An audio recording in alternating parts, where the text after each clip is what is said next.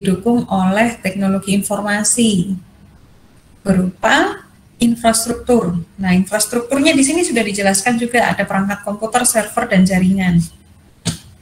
Ada aplikasi atau sistem aplikasi ya di sini, beserta database-nya, basis data atau database. Nah, sistem aplikasi yang digunakan terbatas pada lingkup sistem untuk pelayanan kesehatan terhadap pasien, terutama sistem administrasi pembayaran. Kalau dari paragraf terakhir Anda bisa dapat informasi apa? Sistemnya masih bermasalah, Ibu. Mana ada? Paragraf terakhir yang saya blok ini. Sorry kok, paragraf kalimat terakhir yang saya blok. Sistemnya masih terbatas. Iya, Ibu. Tidak menyeluruh. Terbatas pada apa?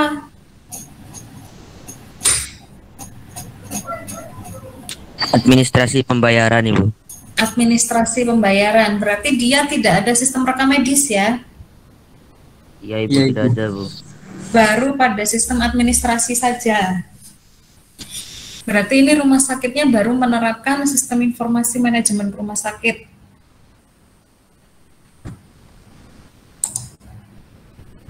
Kita ambil catatan ya di sini.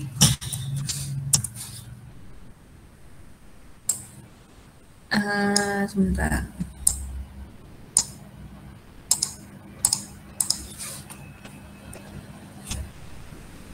Terbatas pada sistem administrasi pembayaran. Oke ya.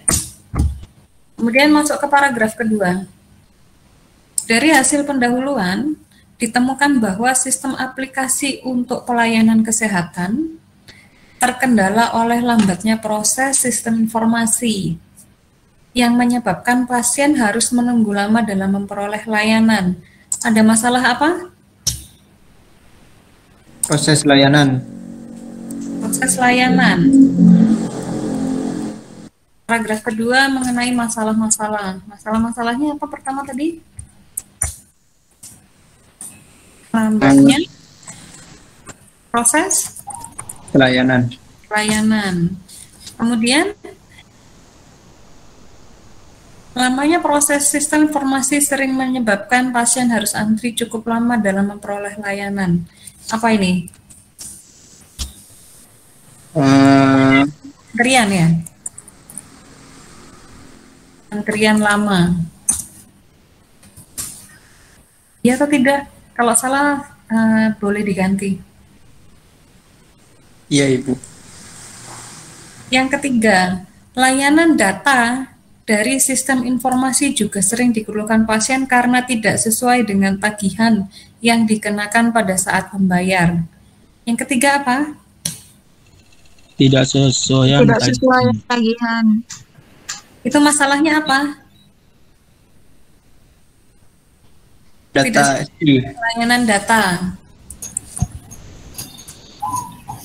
Permasalahan Layanan data. sinkronisasi data.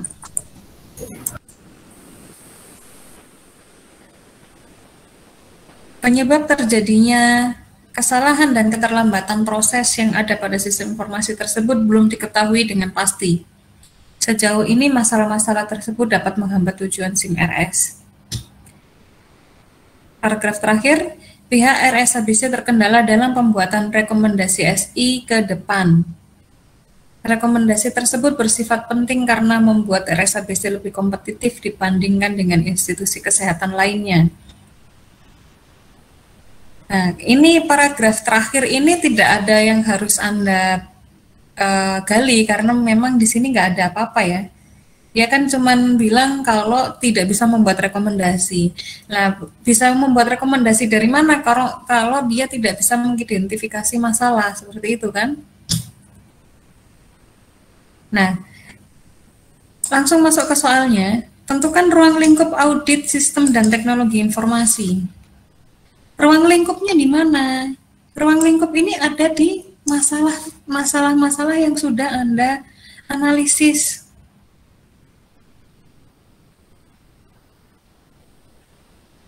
Karena tidak mungkin semua Anda kerjakan. Masalah-masalah ini kita bawa ke COVID 2019.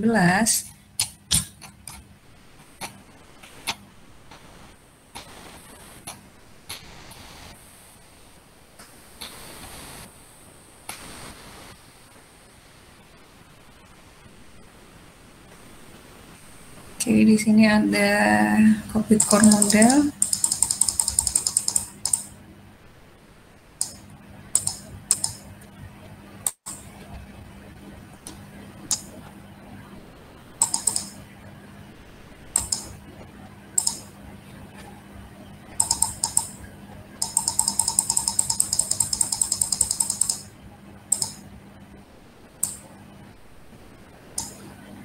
Bisa terlihat?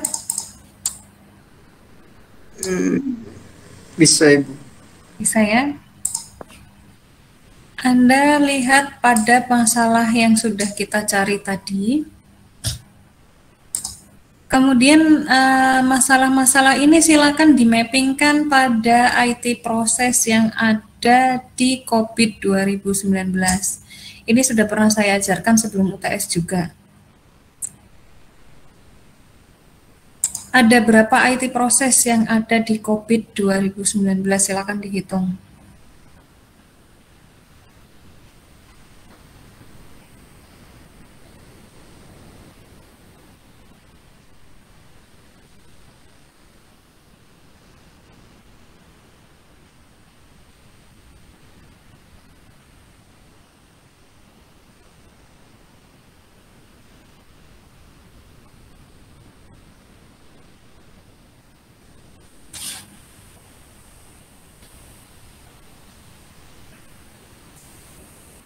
Ada berapa IT proses yang ada di sini?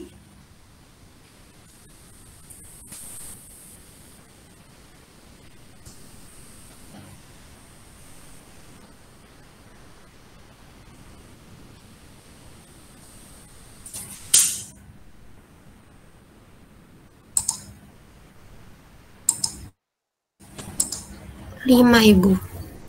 Putu Eka? Siapa tadi yang jawab?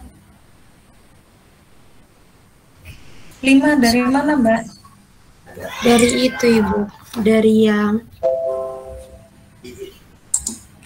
Apa sih IT proses?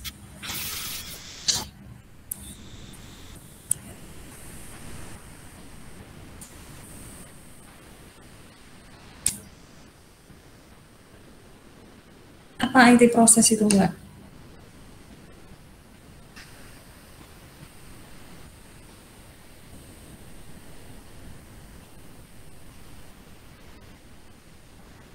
EDM, ada APO, ada BAI, DSS, MEA. Ini namanya apa?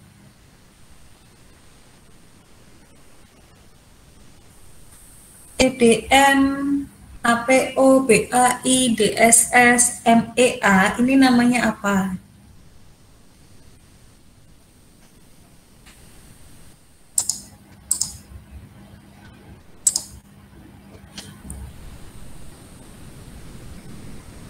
Nurun?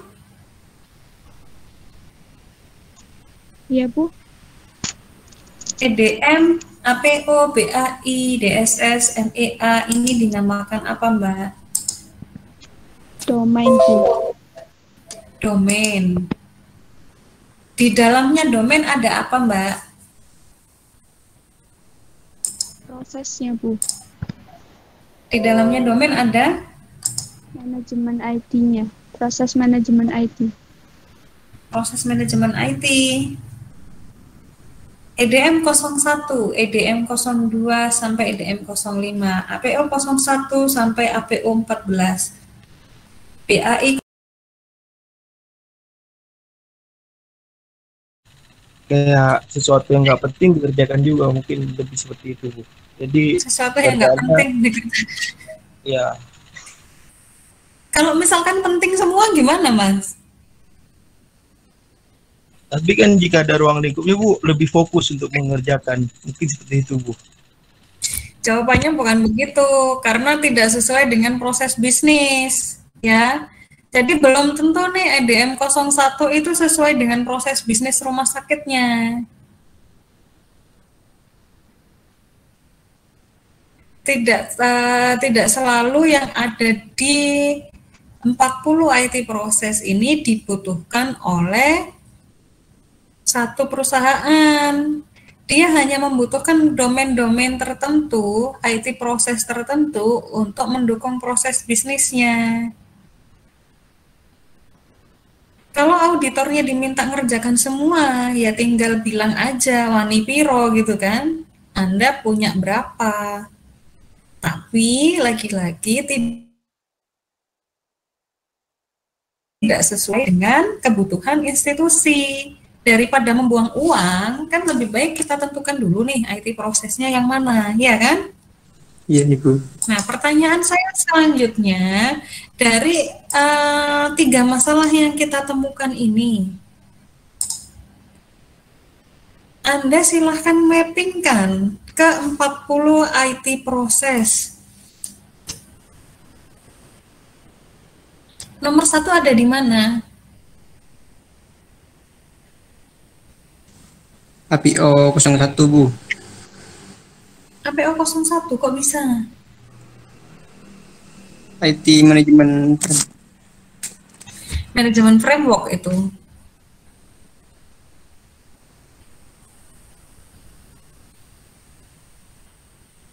APO 014, Bu. APO 14. Manajer data. Bukan manage data ya, manage data. Ada di mana ini? Permasalahan nomor berapa? Nomor 2. Nomor 2? Mana Mas ada nomor 2? Mana?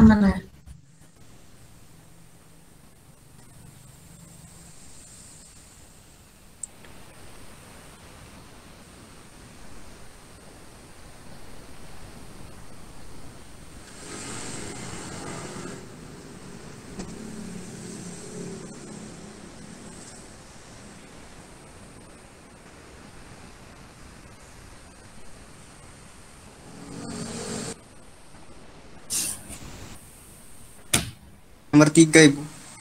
Nomor 3.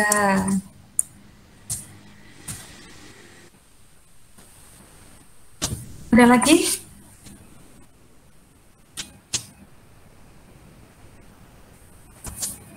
Ada lagi enggak? Kita cek dulu ya. APO 14.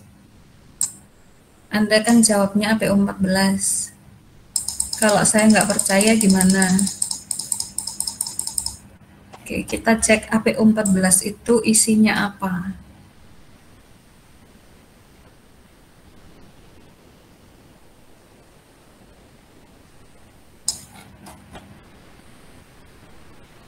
Jadi cara ngeceknya begini ya. Jadi kalau misalkan Anda menemukan nih APO 14, apakah APO 14 itu sesuai dengan yang saya perlukan? Karena belum tentu.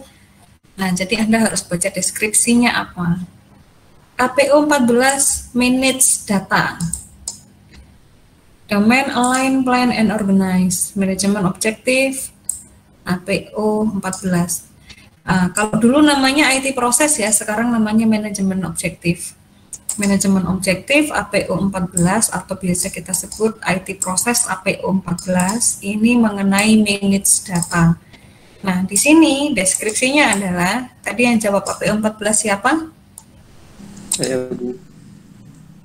Siapa tadi, Mas? Namanya? Oh, Mas Saya Umam. belum. Mas Umam silakan diartikan nih deskripsinya. Tidak harus sesuai dengan kalimatnya, Anda bisa ngambil intinya saja. Description. Achieve and sustain effective management of enterprise data asset across the data life cycle from creation through delivery, maintenance, and archiving. Artinya apa, Mas? Gak bisa bahasa Inggris. Kalau Kalau Anda tidak bisa bahasa Inggris, bagaimana Anda memahami sebuah jurnal? Ya kan? Saya translate biasanya. Nggak apa-apa. Silakan buka Google Translate-nya, silakan. Saya tunggu. Baik. Saya izinkan pakai Google Translate. Silakan.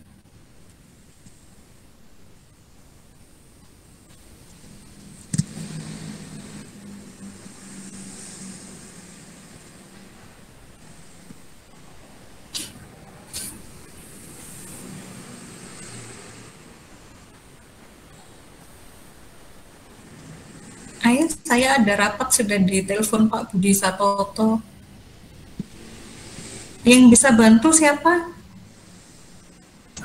Nyoba sedikit-sedikit ya Ibu. Silakan. Mencapai dan mempertahankan efektivitas manajemen data aset data perusahaan dalam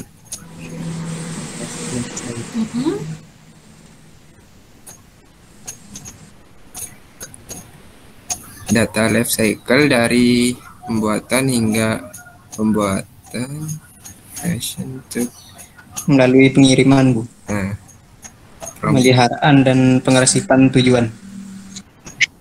Delivery itu bukan pengiriman ya, kalau di sini Anda kira ini paket apa Shopee Express gitu. Bukan ya. Jadi di sini maksudnya adalah manajemen dari aset data perusahaan ya, melalui sebuah dalur hidup data. Maksudnya data life cycle ini siklus hidup data. Jadi data itu kan ada siklus hidupnya nih. Anda sudah belajar itu di manajemen database ya. Nah, through delivery ini penyampaian maksudnya, bukan pengiriman paket nih, bukan pengiriman data, tapi penyampaian data ini bagaimana, digunakan untuk apa, informasi apa yang akan dihasilkan dari data tersebut.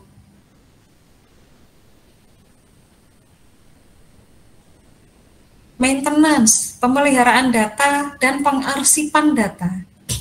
Jadi sebuah database, kalau Anda sudah merancang sebuah database itu sudah diisi, sudah jalan beberapa tahun, kemudian Anda tidak sengaja menghapus database, itu berkaitan dengan kepolisian.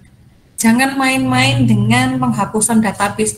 Oh, saya nggak suka nih sama data ini, saya delete from.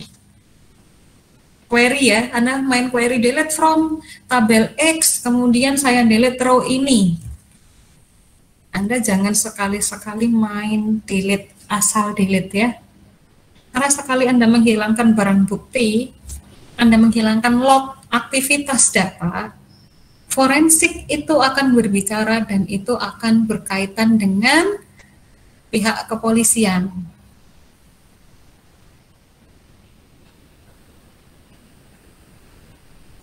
Nah, kembali lagi ke manage data tadi.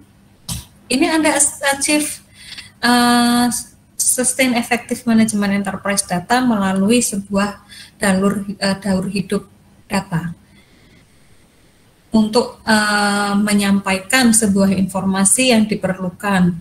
Nah, pertanyaan selanjutnya, apakah itu sesuai dengan permasalahan sinkronisasi data pada rumah sakit ABC? Sesuai nggak? Sinkronisasi data pembayaran. Berarti informasi yang diperlukan apa? Saya pasien, saya periksa ke rumah sakit, kemudian saya diberikan konsultasi oleh dokter, saya diperiksa oleh dokternya, saya diberikan resep. Bayar nggak? Bayar. Bayar, ya kan? Kalau saya pakai BPJS, apalagi ini rumah sakit pemerintah kan, saya pakai BPJS. Bayar nggak saya? Kalau tinggi bayar setengah. Kalau pembayarannya BPJS itu prosesnya tidak begitu. Jadi siapapun yang pakai BPJS itu tidak bayar. Tapi tiap bulan kita dipotong. Saya tidak sakit pun tiap bulan ada potongan BPJS dari kampus ya, karena saya pegawai negeri ya kan. ya Ibu. Kalau saya sakit, saya tidak perlu membayar biaya rumah sakit.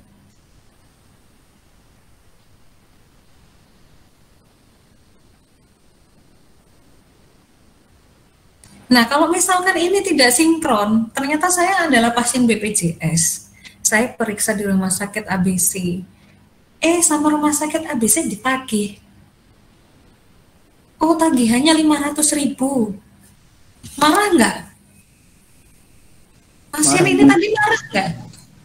Marah, Bu. Pasti marah kan? Marah, Bu. BPJS kok ditagih, padahal sudah periksa di rumah sakit itu tidak akan menerima pasien BPJS tanpa rujukan ya. Jadi Anda harus punya surat rujukan dari Vaskes tingkat 1 atau klinik dan puskesmas terdekat, ya kan? Iya, Ibu. Nah, kalau sudah ada rujukan terus ditagih kan nggak lucu gitu kan? Jadi ini sesuai ya, PO 14 dengan permasalahan sinkronisasi datanya.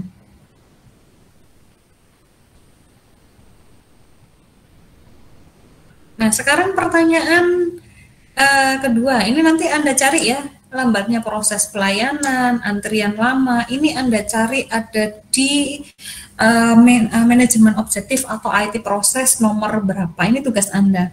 Kalau misalkan Anda mau ngerjakan sih, kalau nggak mau nggak apa-apa. Ya nilai UTS-nya nggak saya tambah gitu aja. Nah, di lambatnya proses layanan dan antrian lama, ini silakan dicari sendiri. Kemudian di satu permasalahan itu bisa ditemukan di beberapa IT proses, asalkan dengan alasan. Nah, nanti kalau kerjakan Anda tulis kenapa Anda memilih APO 14. Anda jelaskan deskripsinya.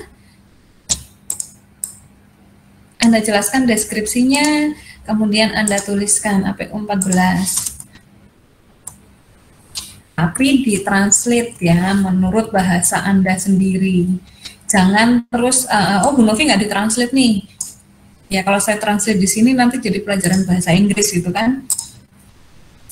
Silakan Anda translate sendiri dengan bahasa Anda, bukan bahasa Google Translate. Kalau pakai Google Translate silakan, tapi diartikan lagi ya, disusun lagi kalimatnya. Baik, Ibu. Pertanyaan nomor 2. Tentukan auditi berdasarkan ruang lingkup yang diterapkan.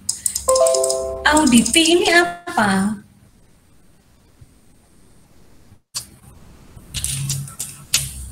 Pihak yang diaudit, Bu. Pihak yang diaudit. Kenapa jawabannya bukan itu? Kenapa Anda sudah bisa menjawab seperti ini, tapi di UTS jawaban Anda itu nggak ada yang benar?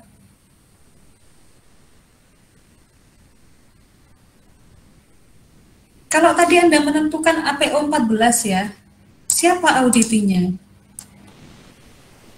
Ini ada APO 14 kan, manage data. Berarti saya harus mengaudit siapa sih? Auditi saya siapa? Orang yang saya tanya itu siapa? Manajernya, Ibu. Manajernya. Kok bisa, Mas? Dasarnya apa, Mas? Ya karena dia yang bertanggung jawab. Karena dia yang bertanggung jawab. Oke, kita lihat di sini ya. Jadi cara melihat siapa auditi kita berdasarkan ruang lingkup yang kita tetapkan itu ada di RACI. Nah, ini ada ya, organizational structure. Bisa dilihat ya, di sini ada komponen. B, ini ada komponen organizational structure. Orang yang Anda audit atau auditi Anda ada di sini. Ada Chief Risk Officer sampai Legal Counsel. Jadi kalau Anda tadi jawab manajernya, salah, Mas. Chief Risk Officer sampai Legal Counsel. Nah, ini nanti Anda cari nih, Chief Risk Officer itu apa? Chief Information Officer itu apa? Chief Digital Officer sampai Legal Counsel itu artinya apa? Tugasnya dia apa? Ini auditi ya. Nah, pertanyaan saya selanjutnya, ini nggak ada di soal UTS nih, pertanyaan saya selanjutnya. Kalau auditi sudah ditetapkan, kemudian Anda mengaudit auditi tersebut, laporan hasil audit Anda itu diserahkan kemana?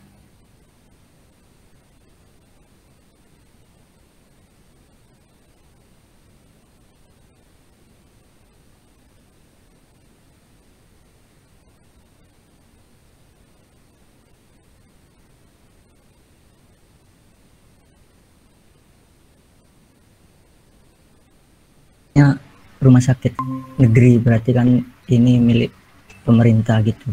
Oke, jadi konsepnya audit ya, bukan evaluasi.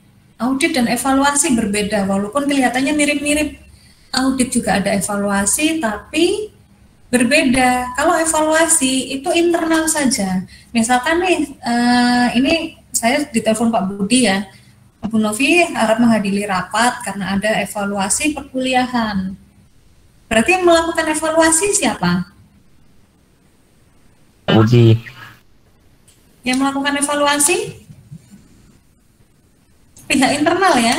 Dosennya sendiri, dosennya yang melakukan perkuliahan, dosen dan pimpinannya melakukan evaluasi. Kamu kurangnya di mana? Seperti itu kan? Hasil evaluasi dipertanggungjawabkan nggak? Iya, Ibu. Bukan dipertanggungjawabkan, lebih cocok ke diperbaiki, yang kurang di mana, begitu ya? Baik, Nah, karena laporan evaluasi itu hanya ada di internal saja. Kalau audit, bedanya, audit ada 3 bagian, makanya kenapa di COVID itu dijelaskan dan selalu membahas tentang third party, pihak ketiga. Hasil audit diserahkan ke pihak ketiga. Siapa pihak ketiga? Stakeholder. Anda sudah pernah saya jelaskan tentang stakeholder value driver. Masih ingat di pertemuan kedua nggak? Di tata kelola juga ada stakeholder value driver. Apa itu?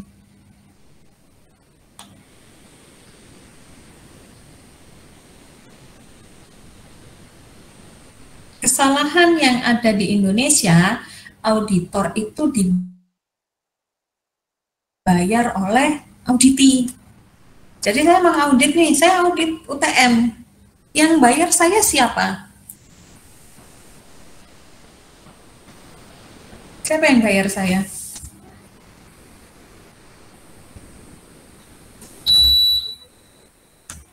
Kalau saya mengaudit UTM, saya ini dibayar siapa selaku auditornya UTM?